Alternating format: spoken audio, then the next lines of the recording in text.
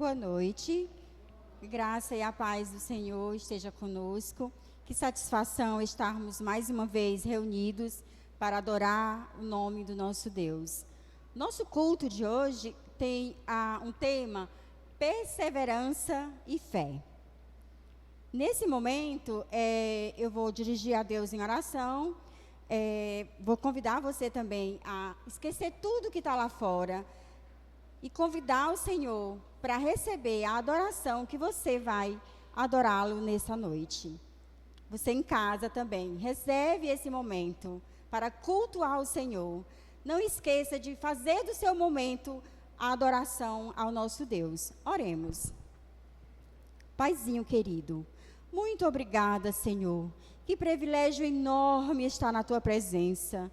Oh Deus querido, queremos te cultuar, queremos te adorar, queremos ouvir a tua voz. Fala conosco, Senhor. Acalma o nosso coração. Que nós possamos te adorar de todo o coração, de todo o nosso amor, ó Pai. Deus querido, recebe este culto, porque ele é exclusivamente para ti. Em nome de Jesus, que eu te agradeço por estarmos aqui na tua casa. Amém.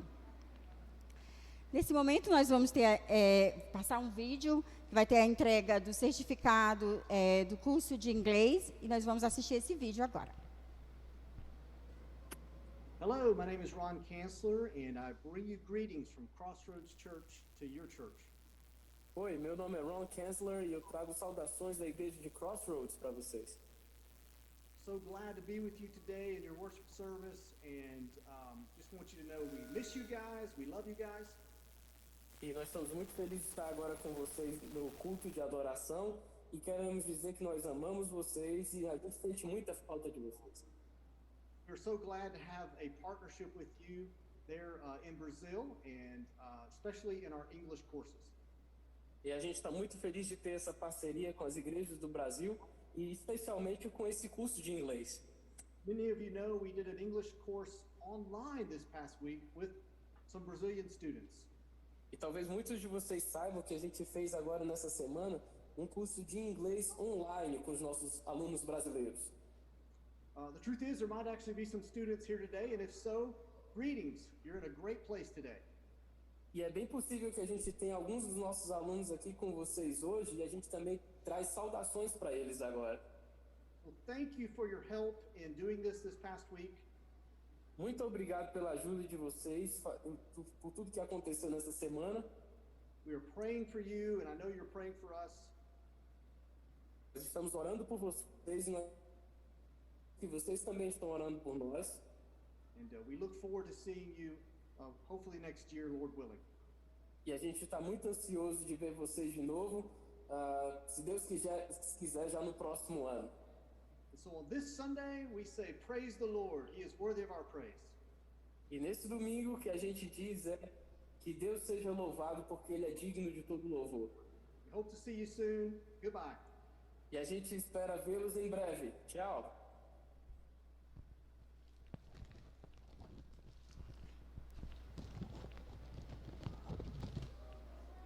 Eu vou convidar esses alunos abençoados aí, que agora são bilíngues, né? Vou convidar a Carolina de França Vieira Santos. Ela se encontra? A representante, né? Parabéns. Vai cair. Parabéns, meu amor. Deus abençoe. O Eli Rodrigues Vale. Eli? Não se encontra? Não se encontra. E o próximo é Ayas Vieira Marques.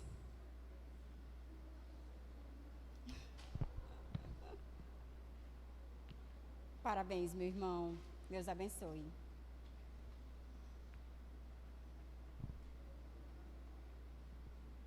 Amém. Continuamos na presença do Senhor, adorando a Ele, no nosso culto de louvor e adoração ao nome do Senhor. Eu convido você a abrir a sua Bíblia, nós vamos fazer uma leitura bíblica. Ela se encontra em 1 Samuel 12 e 24. Deixa eu pegar aqui minha Bíblia.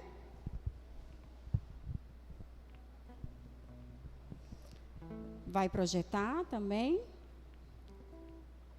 Amém? Posso ler? Leiamos a palavra do Senhor em 1 Samuel 12, 24, e diz assim: somente temam o Senhor e sirvam fielmente de todo o coração, e considere as grandes coisas que Ele tem feito por vocês. Somente temam o Senhor e o sirvam fielmente de todo o coração, e considerem as grandes coisas que Ele tem feito por vocês. Amém. Louvado seja o Senhor. Eu convido o grupo de louvor para trazer o cântico, e você fique à vontade, se quiser ficar em pé, se quiser ficar sentado. Importante que louve ao Senhor, adore, aproveite esse momento.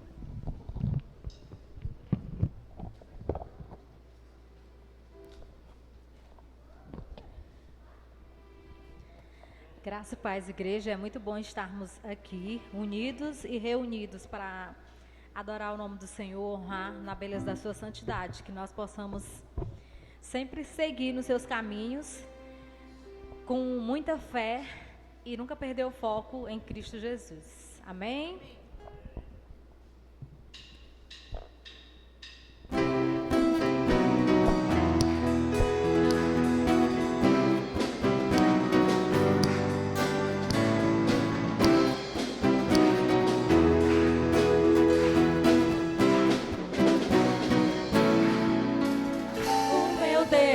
Maior que os meus problemas, eu não temerei. Com Jesus eu vou além, ainda que a figueira não floresça e não haja frutos na videira, eu não temerei não. Pois sei que para além das nuvens o sol não deixou de brilhar, só porque a terra escureceu. A minha vida está em Deus. Eu sei que tudo posso em Deus. É Ele quem me fortalece. Eu vou seguir com fé. Com meu Deus eu vou para a rocha mais alta que eu. Eu sei pra onde vou. Como águia vou. Nas alturas sou filho de Deus.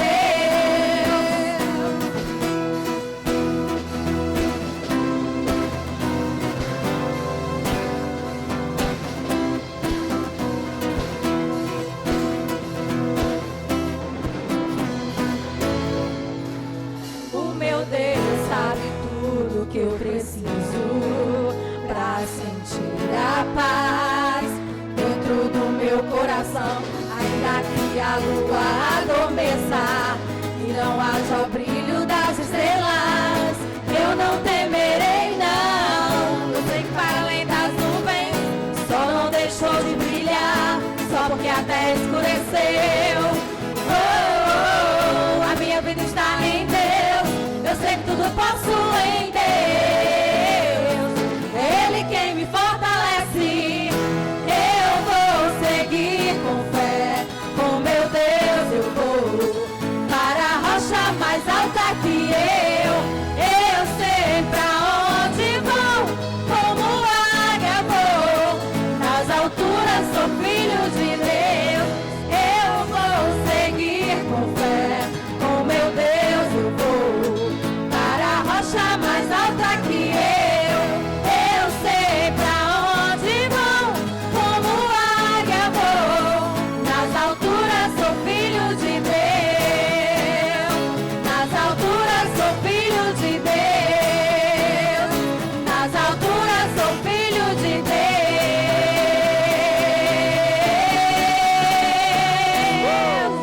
Amém, Senhor.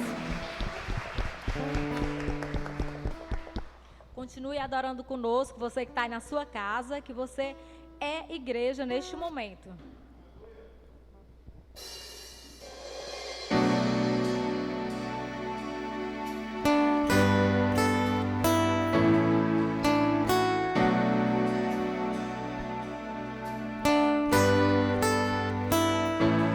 Pela fé foi o universo formado. Pela fé do vazio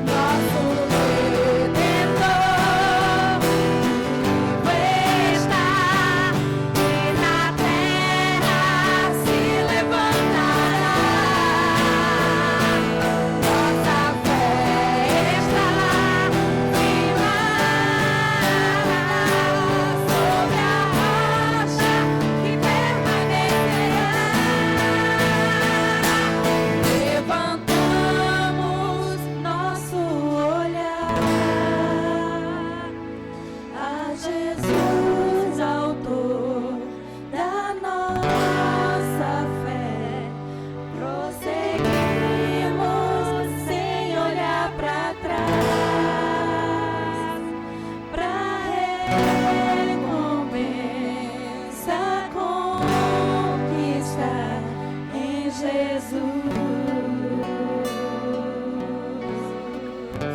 seja o teu nome. Amém, Senhor.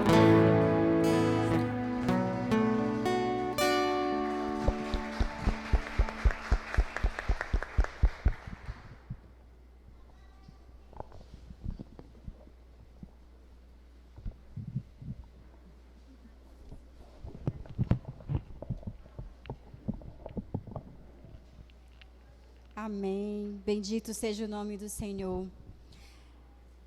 A palavra gratidão significa reconhecimento.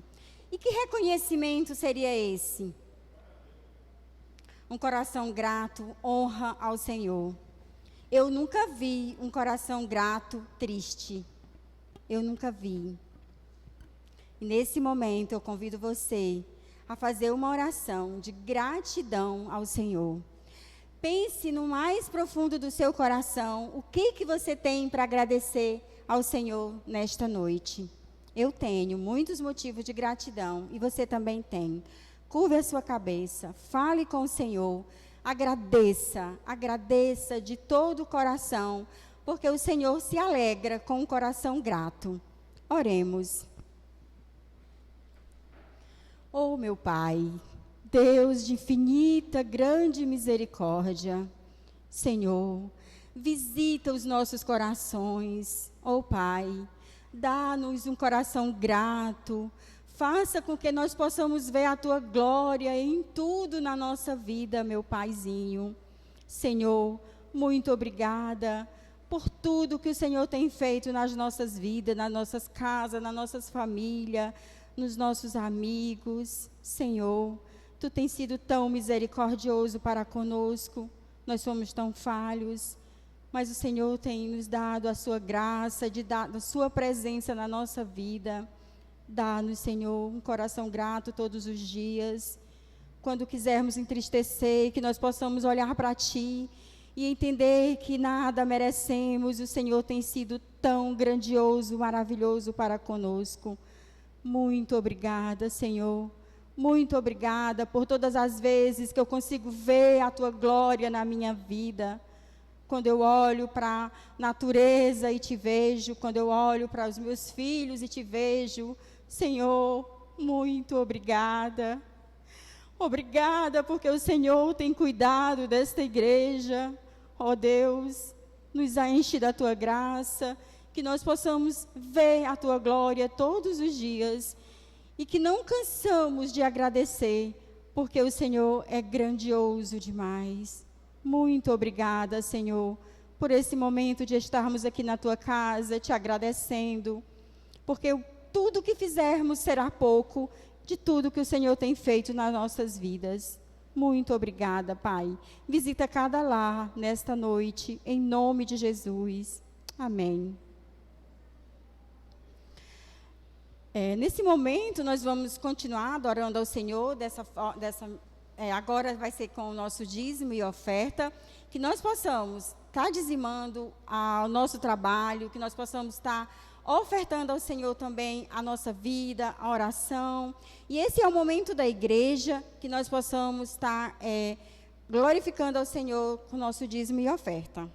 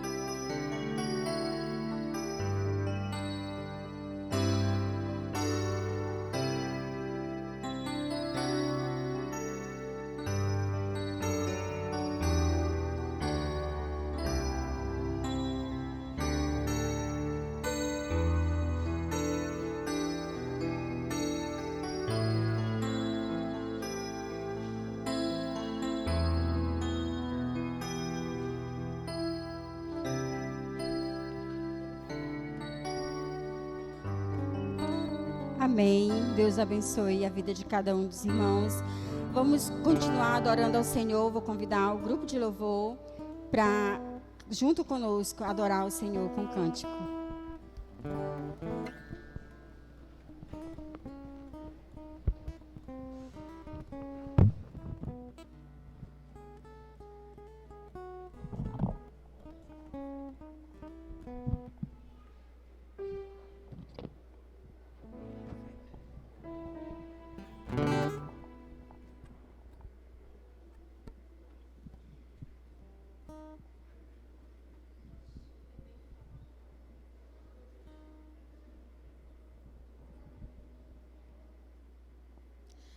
Vamos convidar a igreja a ficar em pé nesse momento para louvarmos essa canção. Continuamos falando sobre fé, né?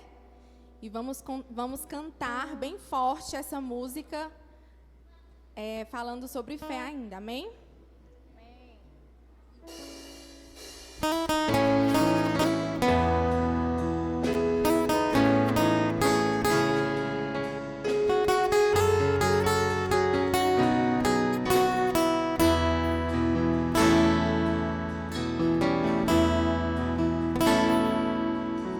Cada vez que a minha fé é provada, tu me dás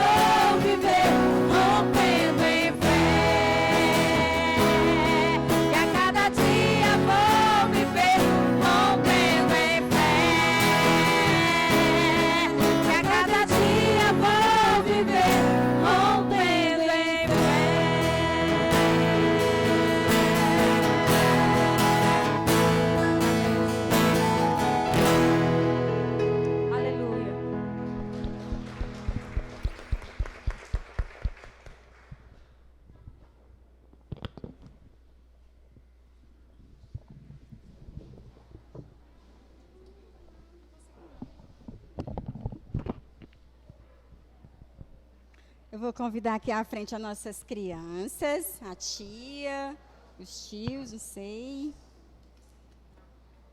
Que alegria, as coisas voltando aí aos poucos, né? Nós já estamos em salinha. Que felicidade. Vem aqui nossas crianças para um culto infantil.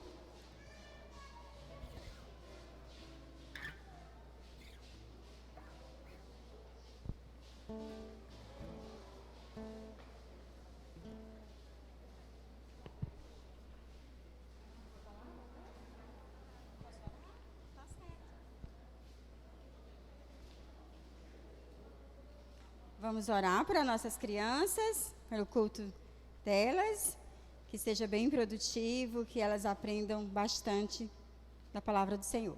Oremos. Vamos fechar os olhinhos, crianças? Oremos. Paizinho querido, muito obrigada, Senhor, por essas crianças.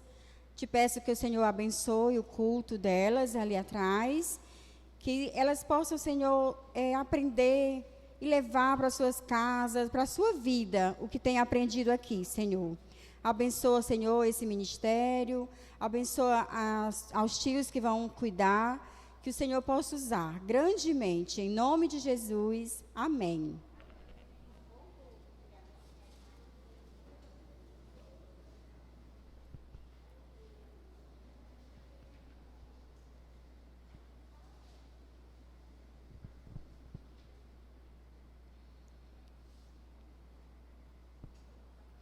Nós agora temos um momento de intercessão. E eu fiquei pensando, porque a gente sempre pede para a gente orar por alguém nosso, por alguém lá fora, por alguém. E eu estava pensando, quando eu viajei pela primeira vez de avião, que a aeromoça disse que se acontecesse alguma coisa e aí que a máscara descesse, eu tinha que me proteger, para aí depois eu cuidar do outro. Mesmo que você tivesse com seu filho, você não vai botar no seu filho, você vai botar em você. Porque se você não se cuidar, você não pode cuidar de quem está do seu lado. E eu pensei, vamos pedir por nós? Vamos interceder por nós? Que o Senhor tenha misericórdia de nós, para que nós possamos, fortes, cuidar de quem está do nosso lado. E esse é o meu pedido nesta noite. Interceda por você. Curve a sua cabeça, fale com o Senhor, interceda por Ele. Você e Deus sabe exatamente onde está a sua aflição, o que machuca o seu coração, onde é que você está fraco, no que você mais está precisando do Senhor.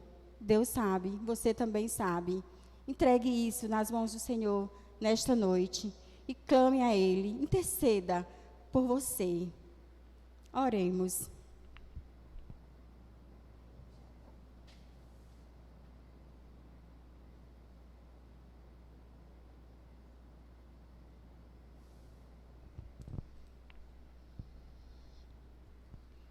Paizinho querido, eu nada sou sem Ti, Senhor.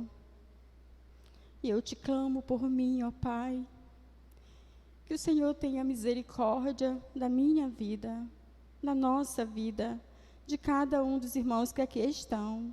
Ó Deus, nós estamos humildemente na Tua presença, te pedindo que o Senhor cuide da nossa dor, cuide da nossa fraqueza, que o Senhor possa nos fortalecer, que nós possamos, Senhor, estar firmes na Tua presença, para que nós possamos ser luz em todos os lugares que nós estivermos, nas nossas casas, no nosso trabalho, na internet, seja lá onde for, que nós possamos estar firme nos Teus caminhos, que nós possamos ser luz, que nada nos envergonhe, ó Deus, que nós possamos ser ministro Teu, que nós possamos ser filhos amados Teu, que não envergonhem a Ti, meu Pai.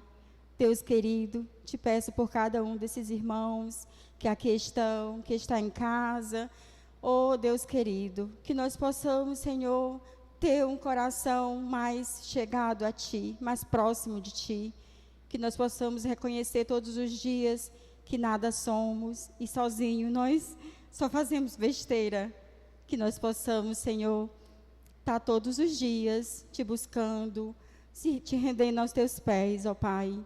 Em nome de Jesus, eu entrego os nossos corações nas tuas mãos. Eu te entrego essas pessoas nas tuas mãos, todos esses irmãos. Eu entrego a minha vida nas tuas mãos, ó Pai. Não me deixa só. Fica comigo, Senhor. Em nome do teu Filho amado, que eu te peço, que eu intercedo pela minha vida, pela nossa vida.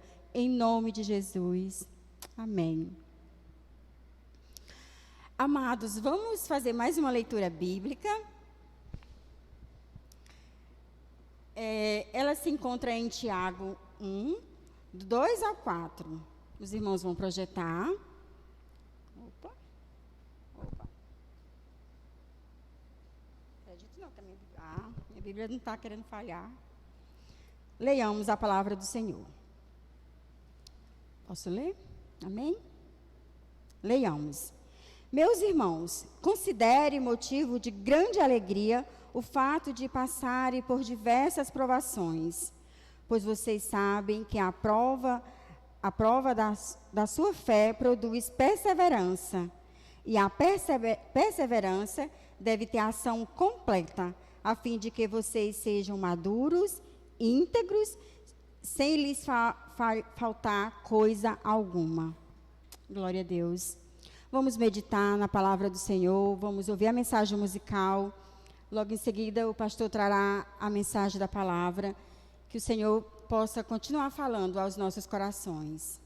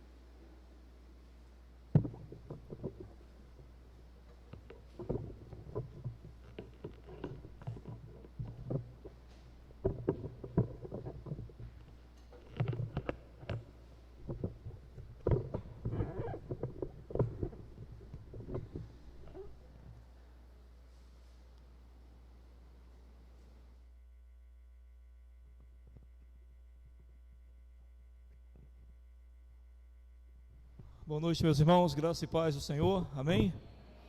Que maravilha estar na casa do Senhor para adorá-lo e para bendizê-lo. Só Ele é digno de todo louvor, toda honra e toda glória, amém? Que coisa boa, meus irmãos, que alegria que Deus nos concede nessa noite. Estamos com saúde, estamos em paz, estamos com os nossos e estamos com o desejo de adorar a Deus. Tudo muito bom.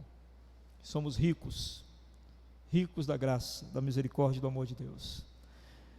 Queria convidar você a abrir sua Bíblia no livro de 2 Tessalonicenses, segunda carta do apóstolo Paulo aos Tessalonicenses. Nós vamos ver do capítulo 1, do verso 3 até o verso 12. 2 Tessalonicenses, capítulo 1, do verso 3 ao verso 12. E como eu sempre costumo dizer, se você tiver trazido sua Bíblia, ou até mesmo o seu celular, veja você aí na sua Bíblia ou no seu celular, para que você possa depois em casa reler e continuar meditando no que nós vamos ouvir na exposição do texto desta noite.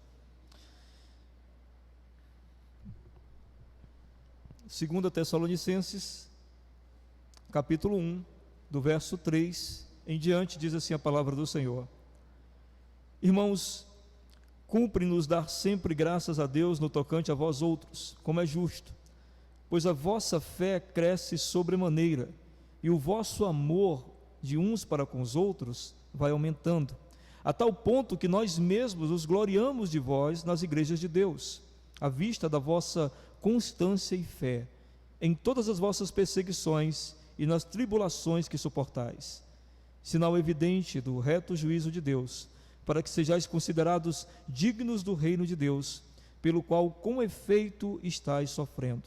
Se de fato é justo para com Deus, que Ele dê em paga tribulação aos que vos atribulam, e a vós outros, que sois atribulados, alívio juntamente conosco. Quando do céu se manifestar o Senhor Jesus, com os anjos do seu poder, em chama de fogo, tomando vingança contra os que não conhecem a Deus, e contra os que não obedecem ao Evangelho de nosso Senhor Jesus. Estes sofrerão penalidades de eterna destruição, banidos da face do Senhor e da glória do seu poder, quando vier para ser glorificado nos seus santos, e ser admirado em todos os que creram. Naquele dia, porquanto foi crido entre vós o nosso testemunho. Por isso, também não cessamos de orar por vós, para que o nosso Deus vos torne dignos da sua vocação, e cumpra com poder todo o propósito de bondade e obra de fé, a fim de que o nome do Senhor Jesus seja glorificado em vós, e vós nele, segundo a graça do nosso Deus e do Senhor Jesus Cristo. Amém? Vamos orar, meus irmãos, que Deus nos abençoe, que a gente compreenda a sua palavra nesta noite. Senhor Deus e Pai Todo-Poderoso, muito obrigado mais uma vez, te agradecemos por o privilégio de podermos nos reunir neste lugar, para te adorar e bendizer o teu santo nome. Agora, Senhor, nós te pedimos que tu nos dê, pelo poder do teu Espírito, a compreensão de tua palavra, que tu nos ajude, ó Deus, por tua graça, a sairmos daqui fortalecidos e edificados, e com a plena convicção de que estamos contigo e o Senhor está conosco. Ajuda-nos, ó Pai, então, não permita que ninguém saia daqui da maneira como chegou. Em nome de Jesus nós te pedimos, crendo que o Senhor o fará. Amém. Os irmãos devem ter notado, nosso tema hoje é perseverança e fé, as duas marcas de um cristão autêntico. Talvez você nunca tenha visto um pássaro voando com uma asa só, porque não é possível. Ele precisa das duas asas para voar, para planar, né? Da mesma forma, não existe cristão sem essas duas coisas, fé e perseverança. Essas duas coisas, elas fazem parte daquilo que é um cristão. Por exemplo, o cristão pode ter fé, ele pode dizer que crê, mas se ele não persevera na caminhada cristã, a sua fé de nada valeu. Ele pode perseverar, ele pode passar anos na igreja, mas se ele passar anos na igreja sem fé, não adiantou nada. Percebem? É necessário a fé e a perseverança andando juntos. Esses dias eu vi um relato de um rapaz dizendo o seguinte: pastor, eu passei 22 anos na igreja, mas foram 22 anos com 1 ano de idade cada. O que ele quis dizer com isso? passei 22 anos sendo a mesma coisa na igreja, sem crescimento nenhum, sem maturidade nenhuma, sem evolução nenhuma. Ou seja, perseverou em ser religioso, perseverou em continuar na igreja, mas não tinha fé. Há um tipo de perseverança nossa que não tem a ver com fé, que tem a ver com comodidade. A gente se acomodou. A gente vem para os cultos todo fim de semana, ou a gente vem para o culto no começo da semana, aliás, no meio da semana. A gente se acostumou a vir com a família, e, enfim, virou algo que está intrínseco em nós, né? Às vezes a gente traz os filhos desde pequeno para a igreja, eles acostumam a vir para a igreja desde pequeno, e a palavra é essa, eles acostumaram. E aí eles continuam vindo, e podem passar anos vindo. Mas esse tipo de perseverança não tem nada a ver com fé. Para que a perseverança seja verdadeira, autêntica, ela tem que vir basada na fé. Você precisa crer, e é porque crê que você continua. Senão você não continua. Ou você continua de maneira religiosa. Então é muito comum, por exemplo, alguém que diz assim: eu não estou indo mais à igreja porque falaram uma coisa comigo e me magoaram. Esse tipo de perseverança não tinha fé. Porque o tipo de perseverança que tem fé, não importa o que digam, o que façam, essa pessoa entende que ela está nessa comunidade cristã por causa daquilo que ela crê. Portanto, perseverança e fé nos sustentam, irmãos. Não adianta você se assegurar de perseverança. Faz tempo que eu estou aqui. Não faz mudança nenhuma se você não tiver fé.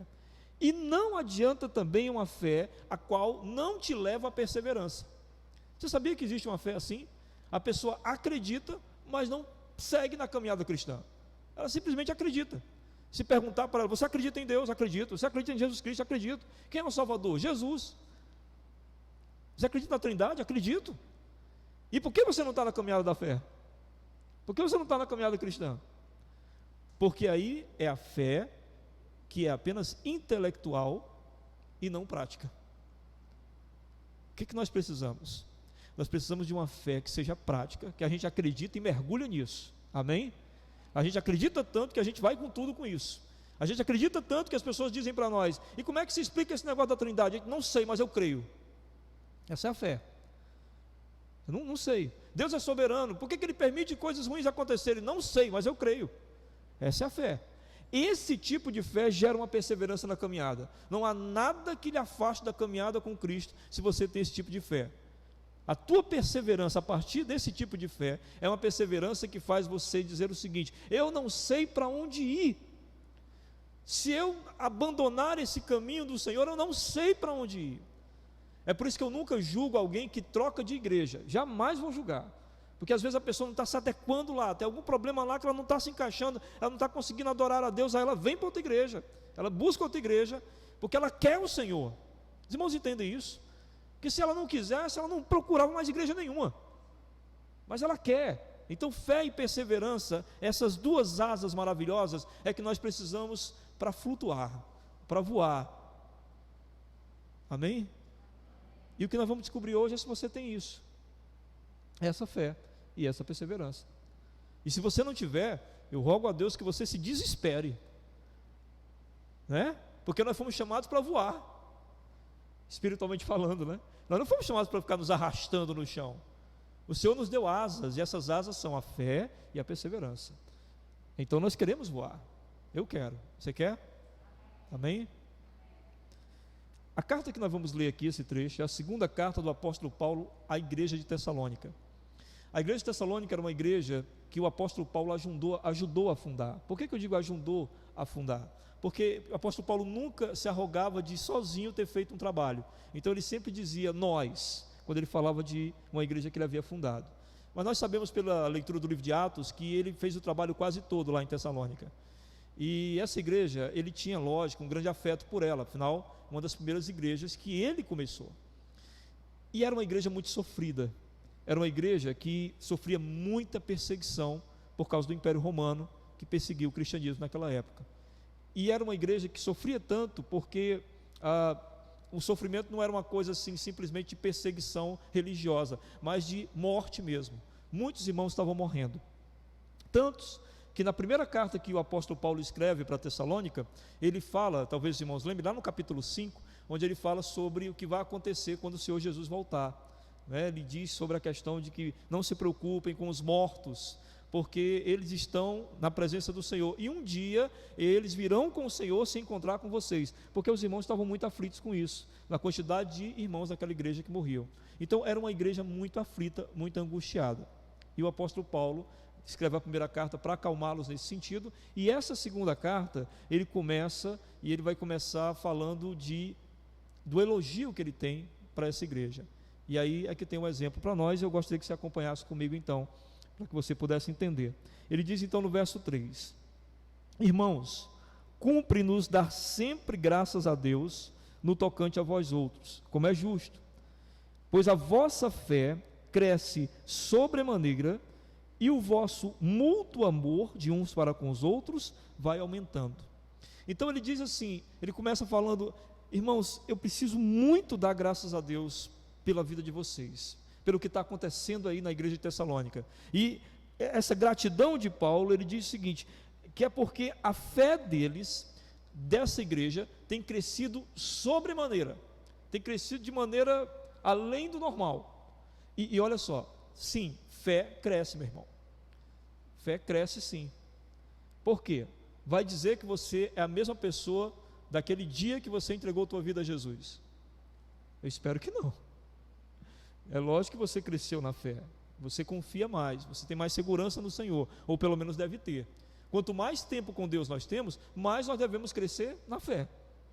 E o que Paulo está espantado aqui é que essa igreja cresceu muito rápido na fé. Eu sei que acontece isso, não é? Tem uns irmãos que entregam a vida a Jesus 2 meses depois, ou 1 mês depois, às vezes até 1 semana depois, ele já está mais à frente do que alguns que estão um tempão na igreja. Ele já tem muito mais confiança e segurança no Senhor do que alguns, não é? E foi exatamente isso que estava acontecendo com essa igreja. Eles estavam crescendo na fé de maneira assim assustadora. E o que a gente pode pensar que estava acontecendo? Quando a gente fala em crescimento de fé, o que a gente pensa? A gente pensa logo o seguinte: eu acho que eles estavam vendo milagres. Eu acho que eles estavam vendo muitos milagres, e ao ver esses milagres, cresceram na fé. Mas, meus irmãos, quem é que diz que milagre aumenta a fé de alguém?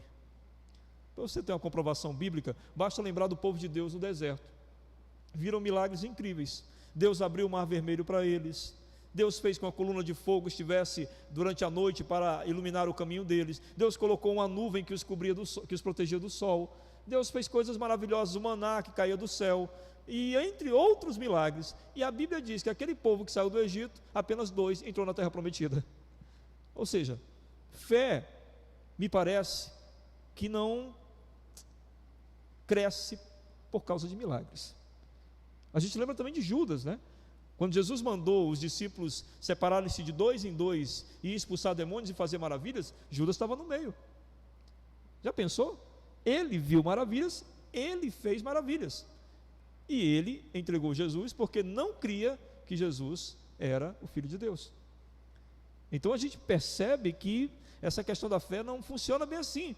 Eu conheço muitas pessoas na nossa igreja, por exemplo, que passaram pela nossa igreja, que tiveram experiências de fé, ou seja, experiências que podiam tê-las induzido à fé, mas que não levou-as à fé.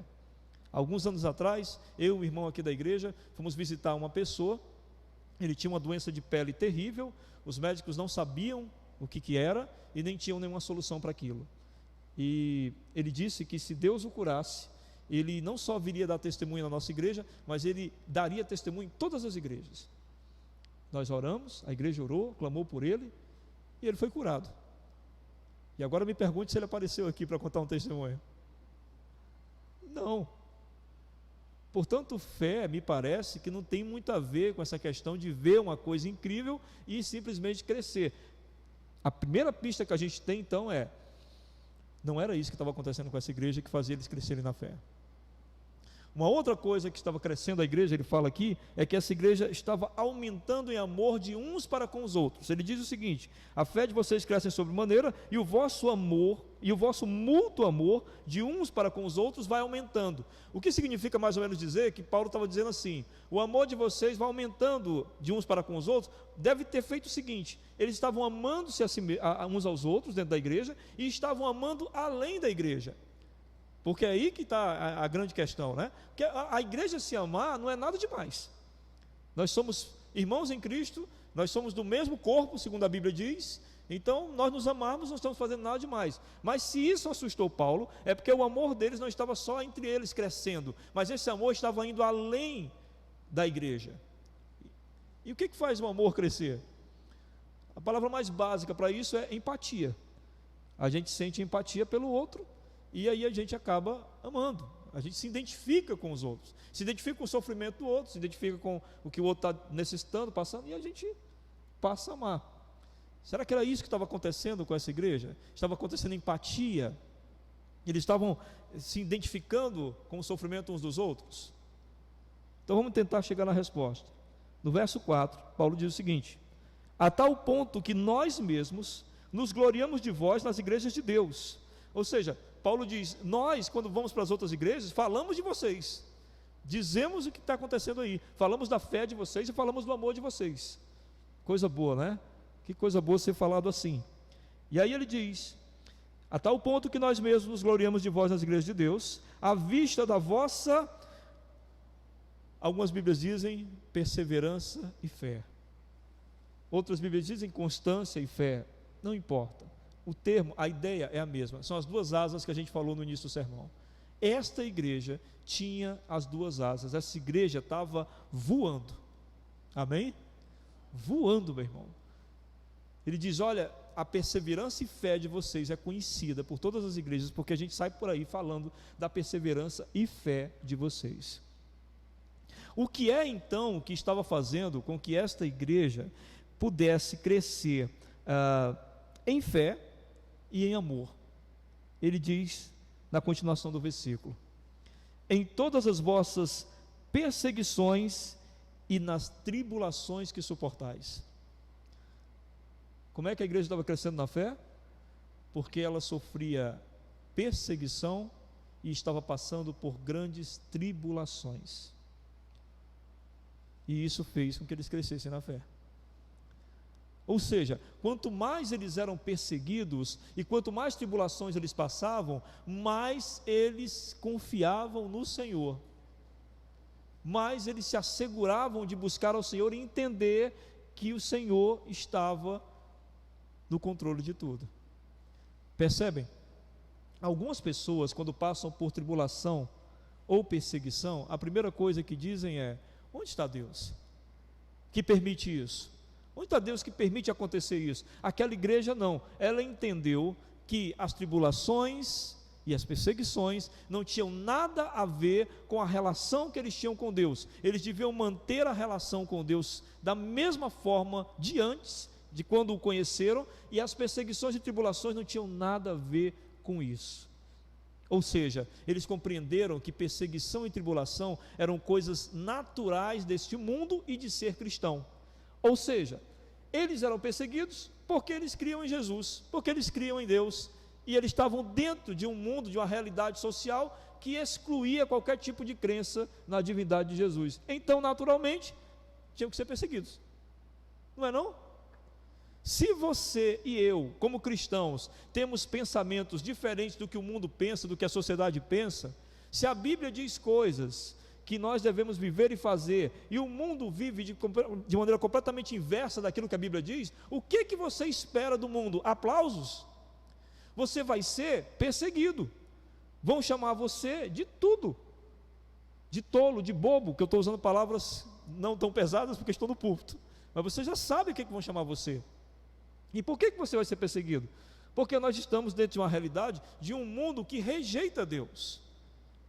Nós vimos aqui na quarta-feira, no culto de doutrina, sobre essa rejeição do mundo a Deus. No segundo Salmo, Salmo 2, o profeta fala isso. Ele diz que as nações se reúnem e elas se voltam contra o ungido do Senhor. Por quê? Porque o pecador crê que estar debaixo da autoridade de Deus significa estar acorrentado e sem a capacidade mais de pecar livremente. Porque o pecador ama pecar, ele tem prazer no pecado, ele não se controla em não pecar, ele deseja pecar, e quando ele se submete à autoridade de Deus, Deus diz a ele que ele não pode continuar pecando, que ele deve se arrepender de seus pecados. Daí porque o mundo nos odeia, porque a gente insiste em ser aprisionado, entre aspas, acorrentado pela graça de Deus, porque nós não queremos pecar. E aí isso faz com que o mundo se rebele contra nós. E a melhor forma do mundo provar que nós estamos errados, sabe qual é? É fazendo sermos convencidos de que aquilo que pensamos não faz sentido algum. E é isso que o diabo mais gosta de fazer.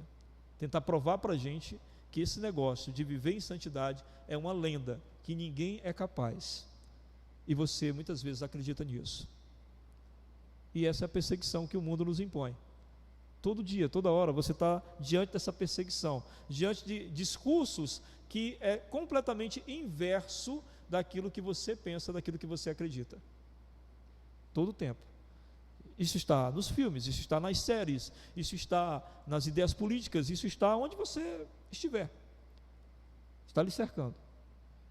E qual é a nossa reação em relação a isso?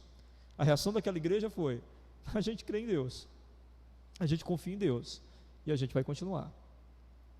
Porque ele não tem nada a ver com essa perseguição é dos homens, é da sociedade. A tribulação que ele nos impõe é porque nós cremos. Então nós vamos continuar crendo. Simplesmente isso, crendo. Só lembrando que a perseguição deles é diferente da nossa. A nossa perseguição é intelectual, é cultural. A perseguição deles era de morte. Era de serem capturados, presos, jogados nas arenas dos leões para serem devorados. Essa era a perseguição deles. E a fé deles crescia cada vez mais, a confiança em Deus crescia cada vez mais. Por quê? Porque eles entendiam que se estavam sendo perseguidos por aquilo que estavam vivendo, então eles estavam vivendo certo. Vocês entenderam o que eu disse? Amém? Pelo amor de Deus, vocês entenderam? Pois é, porque isso é muito importante. Que eles entendiam o seguinte: se a gente está sendo perseguido é porque a gente está fazendo certo.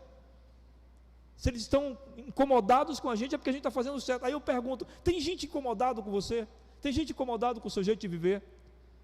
Se tiver, você tem que ficar muito feliz. Aquela pessoa que critica o teu jeito de viver, se o teu jeito de viver é semelhante ao que as Escrituras Sagradas dizem, ao que Jesus ensinou.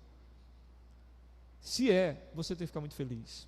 Se as pessoas começam a falar, criticar você, começam a, te colocar para baixo, quando eles te colocam para baixo, é sinal de que o Senhor está te colocando lá em cima, né?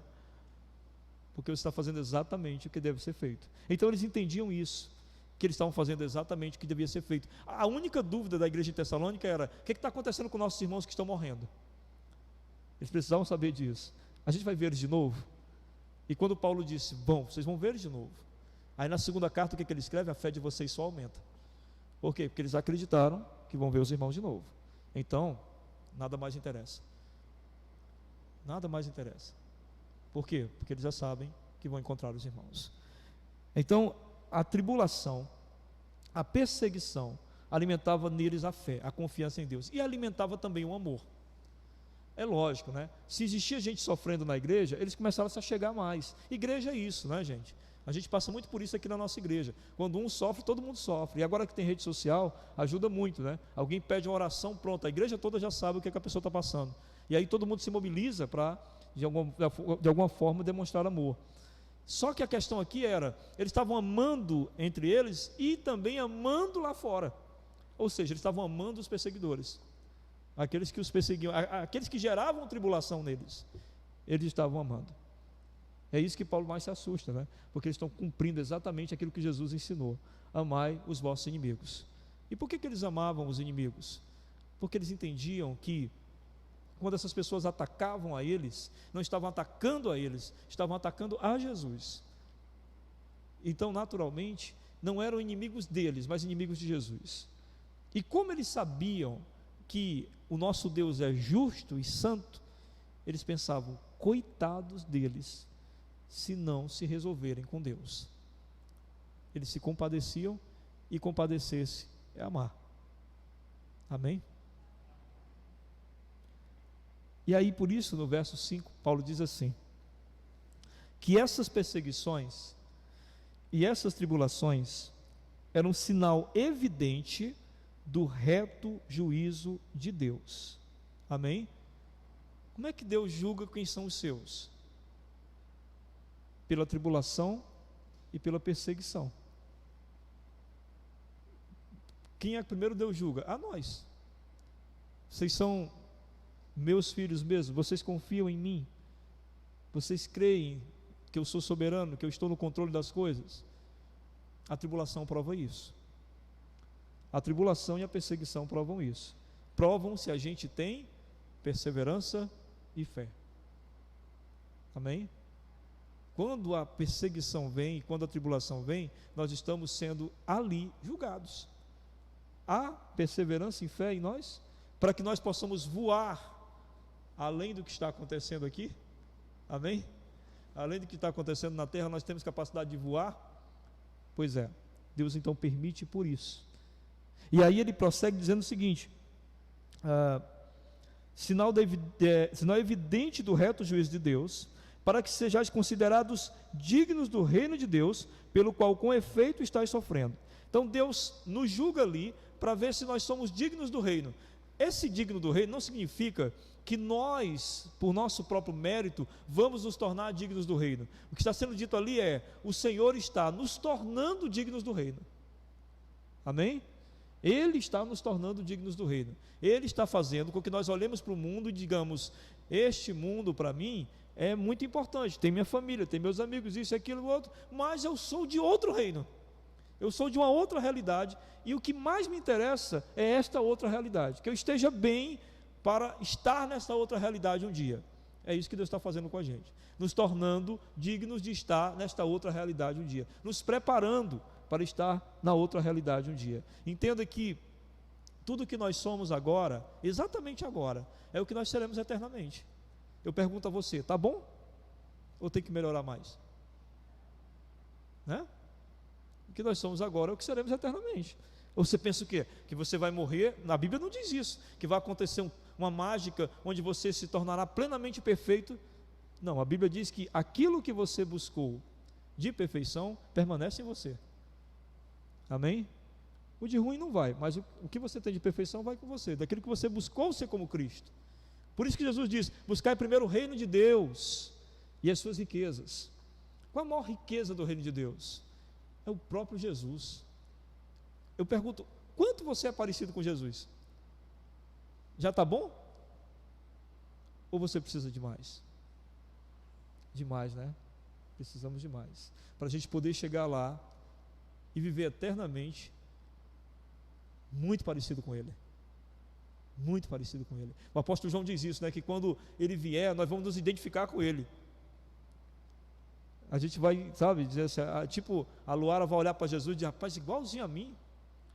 É assim, impressionante, mesmo jeito dele, as coisas que ele faz parecem com o que eu faço. Deus não anula a nossa personalidade, não é questão de personalidade, cada um tem a sua. Alguns são mais contidos, outros mais alegres, mas o que Deus quer é que nós tenhamos o mesmo sentimento que houve em Cristo Jesus. E por isso Ele está nos tornando dignos do reino a partir dos sofrimentos e tribulações desse mundo. Quando a gente vai então se identificando mais com Jesus, cada vez mais com Jesus, e entendendo o que Ele viveu e passou.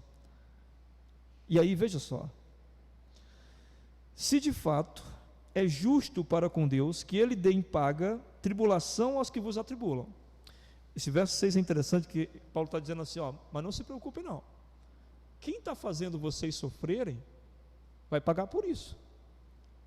Deus está permitindo, mas esses que estão fazendo vocês sofrerem vão pagar por isso. Veja o que ele diz mais: e a vós outros que sois atribulados, alívio juntamente conosco. Esses que estão fazendo vocês sofrer vão pagar por isso. Vocês vão ter um alívio eterno de tudo isso. Nunca mais perseguição, nunca mais tribulação. Quando isso vai acontecer? Quando do céu se manifestar o Senhor Jesus com os anjos do seu poder. Eu imagino que Paulo, para escrever isso aqui, ele deve ter tido uma visão mesmo de como será essa vinda do Senhor, porque ele descreve assim de maneira tão poderosa: quando do céu se manifestar o Senhor Jesus com os anjos do seu poder, em chama de fogo, tomando vingança contra os que não conhecem a Deus e contra os que não obedecem ao Evangelho de nosso Senhor Jesus. Tomando vingança. Ao crente nunca cabe a vingança. Nunca. Por quê? Porque nós não temos um reto juízo. Nossos juízos são falhos. Nós não sabemos julgar. Não só não sabemos julgar, nós não sabemos a essência para julgar. Por exemplo, eu não sei o que se passou na vida de tal pessoa e por que ela pensa e age daquela forma. Deus sabe. Por isso, o único reto juízo é o juízo de Deus, o julgamento de Deus. Nós não nos cabe vingança. Ele aqui diz que a vingança é do Senhor. O Senhor os conhece, o Senhor os sabe. Estes sofrerão penalidade de eterna destruição, banidos da face do Senhor e da glória do seu poder. Que coisa horrível, não é? Para sempre longe da glória de Deus. Quando vier para ser glorificado nos seus santos e ser admirado em todos os que creram. Naquele dia, porquanto foi crido entre vós o nosso testemunho. O interessante é que você pode pensar, será que a igreja então se movia por isso? Ou seja, ela crescia em fé e amor, ela pensando no seguinte: tem nada não, deixa Jesus chegar, vocês vão ver o que vai acontecer. É claro que não, porque o ensino de Jesus nunca foi motivar os seus filhos à vingança, nunca. Em Hebreus, o texto é bem claro, a vingança é do Senhor, não tem nada a ver com a gente. Então, aqui dá-nos a entender por que essa igreja crescia em amor. Por que essa igreja amava os inimigos? Porque ela tinha misericórdia dos inimigos. Ela sabia que se não houvesse conversão neles, este julgamento do Senhor Jesus viria sobre eles. E isto, com certeza, incomodava aqueles corações consagrados. Porque um coração consagrado ao Senhor é um coração que não se alegra na condenação de absolutamente ninguém. É um coração que deseja, como o Senhor, que todos sejam salvos. Esse é o coração de um cristão. E provavelmente era o coração dos irmãos que faziam parte desta igreja. Aí no verso 11 diz: por isso também não cessamos de orar por vós. Vejam o que diz o verso 11. A igreja está bem, é uma igreja que tem testemunho de perseverança e de fé. No entanto, Paulo diz: eu não paro de orar por vocês. Meu irmão, a batalha é todo dia. Amém? Vocês pensam o quê? Que eu venho todo fim de semana pregar porque eu estou muito bem, todo fim de semana eu estou bem. É impressionante, esse pastor está bem todo fim de semana. Meu amigo, toda semana é uma batalha. Nesses 21 anos servindo a Deus assim, de maneira pastoral, nossa, quantas vezes eu disse: eu não quero mais não. Quantas vezes você disse: eu não vou mais não? Não é? A batalha é longa, meu amigo, e é todo dia. O Senhor Jesus disse: a cada dia o seu mal, mas também Ele disse que estaria conosco todos os dias. Então, quando você tem alguém lutando do teu lado, que é poderoso, você se vale dessa pessoa para vencer suas batalhas. Então Paulo diz isso: olha, nós não cessamos de orar por vocês. E qual é o pedido de oração? Para que o nosso Deus vos torne dignos da sua vocação. Qual era a vocação deles? Cristãos, chamados para serem filhos de Deus. Então eles tinham que viver de acordo com essa vocação. Que vos torne dignos da sua vocação e cumpra com poder todo o propósito de bondade e obra de fé. Para quê? Para que nós nos reunimos como igreja? Por que nós fomos chamados? Paulo diz no verso 12: a fim de que o nome do nosso Senhor Jesus seja glorificado em vós e vós nele, segundo a graça do nosso Deus e do Senhor Jesus Cristo. Amém? Por que você está nesse mundo? Para que as pessoas vejam Jesus em você e para que você esteja em Jesus. As pessoas têm que reconhecer que em você há Jesus. Elas têm que ver algo diferente, algo maravilhoso, algo espetacular em você. E você mesmo tem que estar cada vez mais em Jesus. Tanto quanto Ele está em você, você está nele. É isso a nossa meta, a nossa busca, o nosso desejo, o que nós mais queremos, e é o que Deus também quer. E é isso que é maravilhoso. Nós não queremos sozinhos, porque se a gente quisesse sozinho ia ser bem complicado. Mas Ele quer também que nós estejamos nele. Então tem 3 lições aqui que eu destaquei desse texto, para nós meditarmos e guardarmos no coração. A primeira delas é que a gente vê que nós, como crentes, fomos chamados para crescer em fé e amor. Não é isso que fez dessa igreja uma igreja que alegrou o coração do apóstolo Paulo? É que essa igreja era uma igreja que estava crescendo em fé e em amor. Meu irmão, minha irmã, faça uma avaliação de sua vida. faça uma avaliação. O quanto você tem crescido em confiança em Deus? Esse momento horrível que nós passamos em 2020, ele fez você crescer em confiança? O quanto você tem crescido em segurança em Deus, em segurança em sua soberania, em dizer, olha, eu creio, a Bíblia diz que Ele é soberano e eu creio. O quanto você tem crescido em fé? Lembre quando Jesus disse aos discípulos sobre a dificuldade de se obter salvação por seus próprios meios. Naquela mesma fala dele, ele fala sobre algumas dificuldades também, sobre o relacionamento conjugal, marido e mulher. Na mesma fala, está no mesmo ritmo.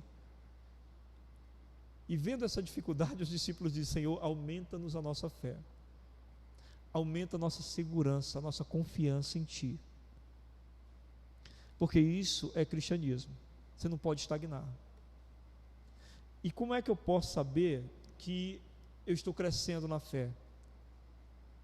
É quando eu não temos desafios que exigem fé. Não, eu não vou atrás dos desafios. Entenda isso, viu? Vou comprar isso aqui pela fé. Vão tomar, porque tu não pagou. Entendeu? Não é esse tipo de coisa. É aceitar os desafios que a fé lhe impõe. Aceitar. Nós estamos usando essas máscaras, né? Nesses ambientes fechados. Nós estamos cheios de protocolos de coisas por causa desse vírus. E eu não posso duvidar que Deus está no controle de todas as coisas. Ele sabe por quê, eu não sei. Eu preciso então praticar a minha fé. Seu filho não está obedecendo, seu filho não faz as coisas como você diz, você tenta conversar, senta, explica, e nada acontece. Agora você vai recorrer a quê? A fé. Joelho no chão, clamor e oração pelo filho. O relacionamento conjugal não está dando certo, vocês tentam se entender, já procuraram ajuda, conselho do pastor, já procuraram até, enfim, amigos mais velhos, tentando, não conseguiram nada. É hora da fé. Eu sei que o nosso problema é esse, a fé vem sempre depois, pois nós temos que crescer de tal forma que a fé venha sempre antes. Antes de falar com o filho, já tenha confiança em Deus, pela fé. Antes de tentar reajustar o casamento, confiança em Deus pela fé. Coloque a fé em primeiro lugar, é assim que se cresce, na fé. E como é que se cresce em amor? A gente cresce em amor tendo empatia, a gente cresce em amor entendendo que o outro não é pior do que nós, mas nós podemos ter toda a possibilidade de ser pior do que os outros. É olhar o outro com a possibilidade de que nós podíamos fazer pior, se estivéssemos talvez no lugar dele. Quanto você tem crescido em amor? Quanto perdão você tem liberado? Já perdoou pessoas do passado? E atualmente você tem perdoado? Ou tem carregado consigo uma sacola imensa de mágoas contínuas? Porque tem gente que se magoa desde de manhã e vai até a noite. Se magoou porque foi maltratado em algum lugar, algum ambiente onde foi recebido de manhã. Aí à tarde é maltratado em outro ambiente, e à noite é maltratado na família. E aí, quando ela vai dormir, ela está lá com uma carga de mágoas, que no outro dia ela vai se levantar com elas, para carregar essas mágoas e encontrar outras. Quanto perdão pode ser oferecido e liberado essa mágoa, né? Deixa para lá, deixa para lá. Quanto de amor você tem crescido? Essa igreja cresceu tanto em amor, né? Que ela passou a amar os inimigos, entendendo que os inimigos precisavam de salvação. Você entende que as pessoas que lhe ofendem precisam de Jesus? Você entende que elas precisam da graça, da humildade, da mansidão de Jesus? Não é questão de salvação para não ir para o inferno, porque muita gente é salvo, mas está na igreja sem nenhuma participação ativa de Jesus em sua transformação. O indivíduo é salvo, é um bruto. Então o que você tem que fazer? Senhor, tenha misericórdia dessa pessoa, ela precisa da humildade de Cristo, ela precisa da mansidão de Cristo. Os irmãos entendem isso? Quanto o seu amor tem crescido e quanto precisa crescer? Em segundo lugar, nós vimos que perseguições e tribulações estão dentro do processo de transformação e crescimento do cristão. Não tenha medo desse mundo, meu irmão. Não tenha medo. Tem um pessoal que é bem pessimista, né? As coisas vão ficar pior. O pobre dos crentes fica desesperado. Não, as coisas sempre vão ficar pior. Esse mundo é assim. Não há um dia onde nós não tenhamos notícias tristes. Não há. Então não tema o mundo.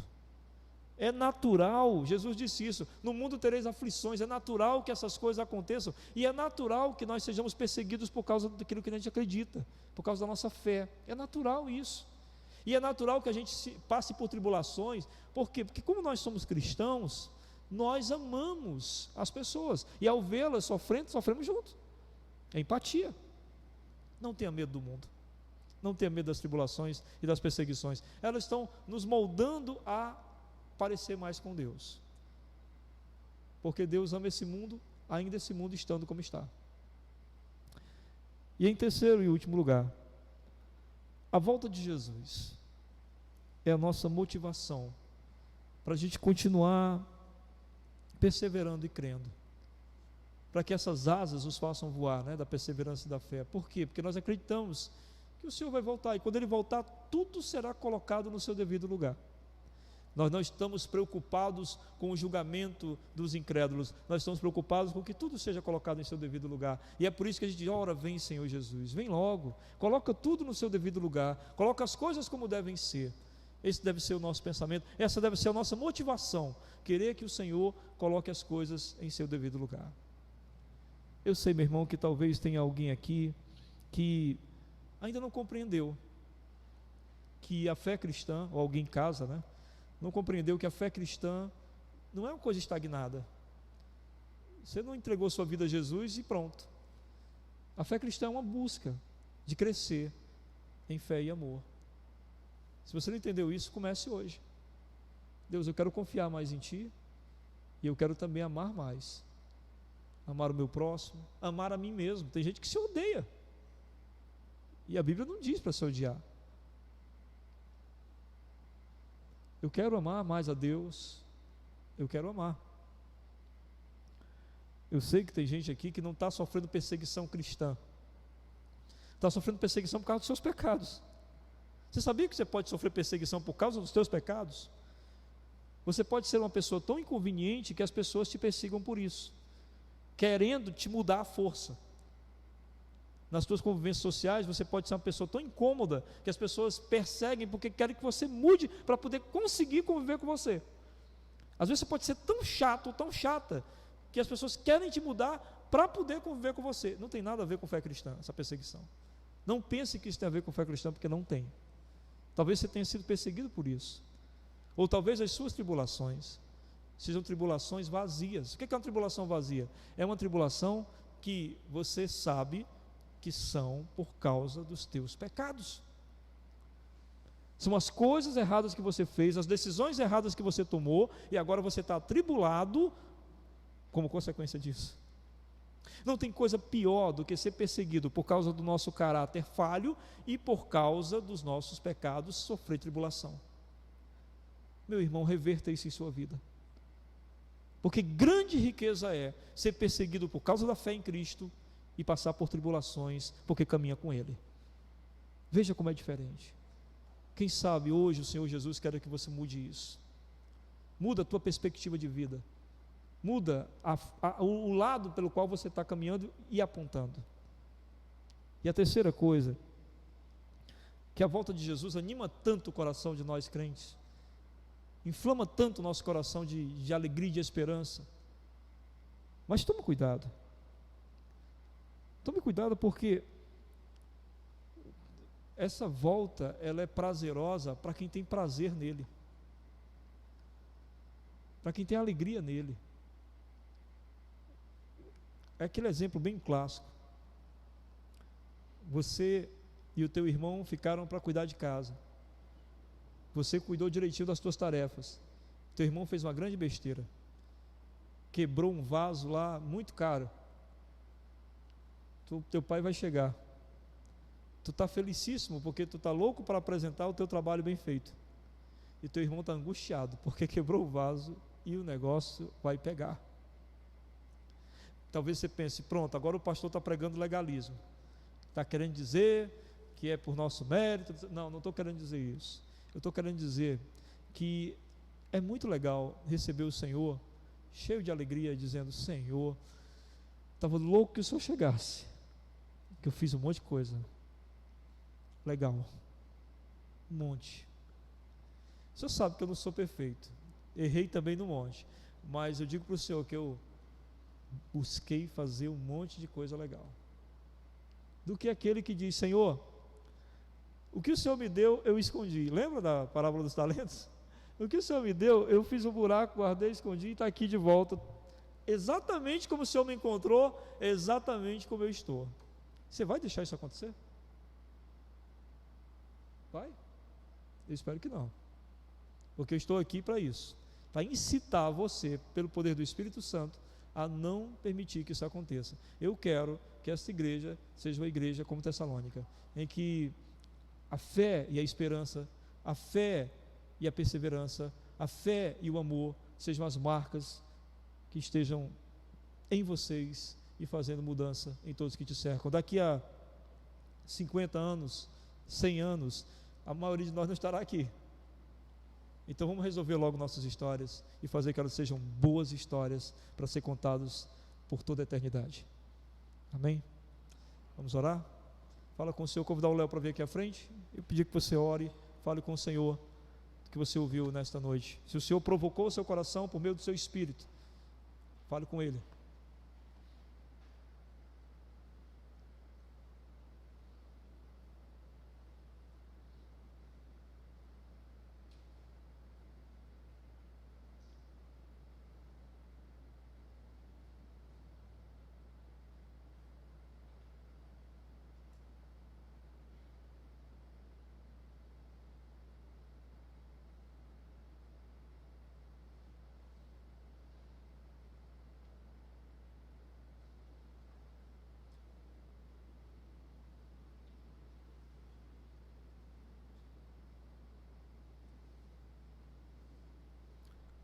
Senhor, nós te bendizemos nesta noite porque Tu é gracioso e por meio de Tua palavra nos lembrou do quanto nós precisamos crescer mais em fé e amor e do quanto necessitamos manter a fé e a perseverança. Ó Deus, não nos deixa temer o mundo, nos dá a ousadia de pertencer a Ti, e assim que as tribulações e as provações sejam apenas para identificar que somos Teus, em nome de Jesus, amém. Vamos encerrar nosso culto louvando a Deus.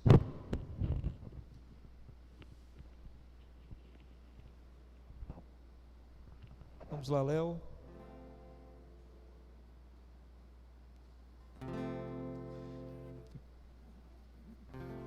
Perto.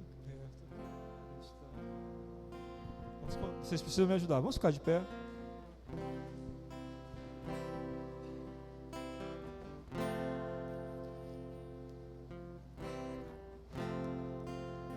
Perto.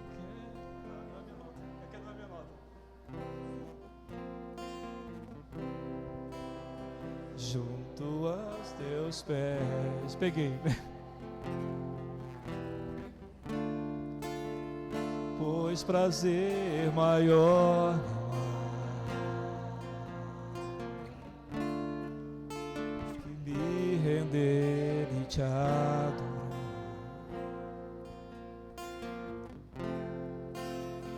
Tudo que há em mim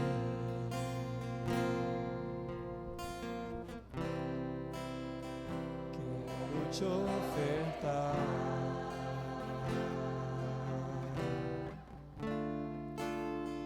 Mas ainda é pouco se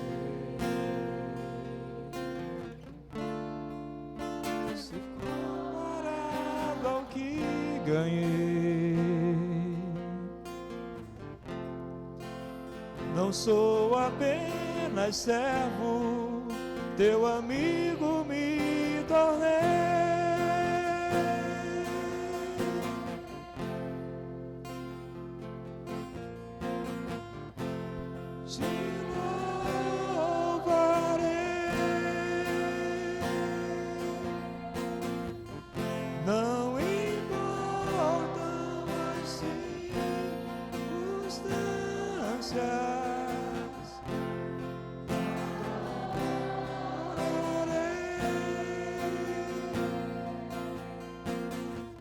somente a ti, Jesus.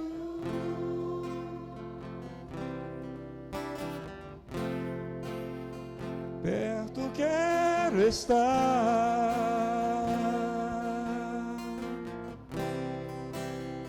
junto aos teus pés,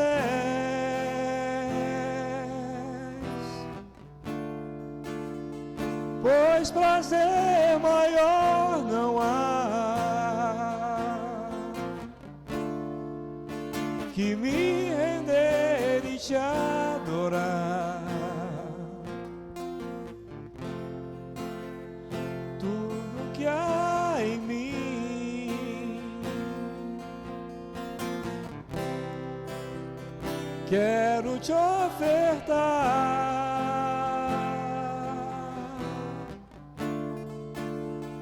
Mas ainda é pouco, eu sei, se comparado ao que ganhei. Não sou apenas servo, teu amigo me tornei. Te louvarei,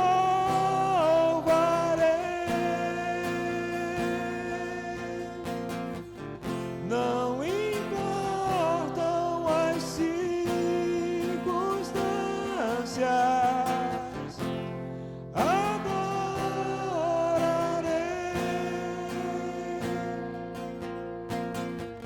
somente a ti, Jesus.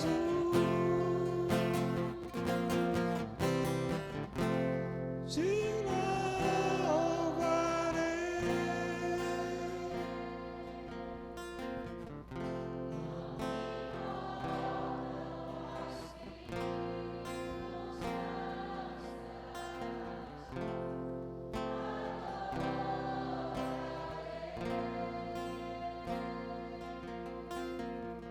Somente a ti, Jesus.